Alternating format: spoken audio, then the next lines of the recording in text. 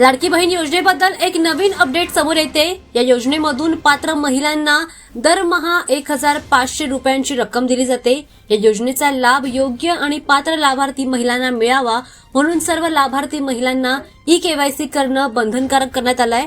लाडक्या बहिणींना ई-केवायसी करण्यासाठी 31 डिसेंबर 2025 ही शेवटची मुदत वाढवून देण्यात आली आहे। आता महिला आणि बाल विकास विभागाने ई-केवायसी करताना काही चुका असल्यास त्या दुरुस्त करण्यासाठी एक नवीन संधी दिली आहे।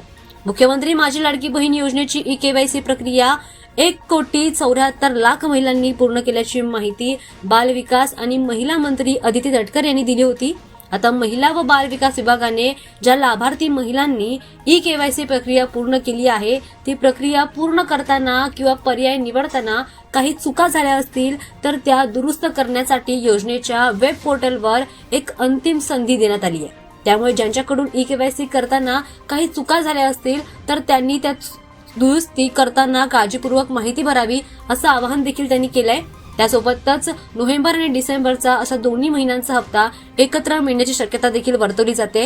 आणि ज्या महिलांनी अजूनही ई-केवायसी प्रक्रिया पूर्ण केली नाहीये त्यांनी 31 डिसेंबरच्या आत ही प्रक्रिया पूर्ण करा, अन्यथा योजनेचा लाभ मिळणार नाही अशी माहिती देखील अदिती तटकरे यांनी दिली आहे।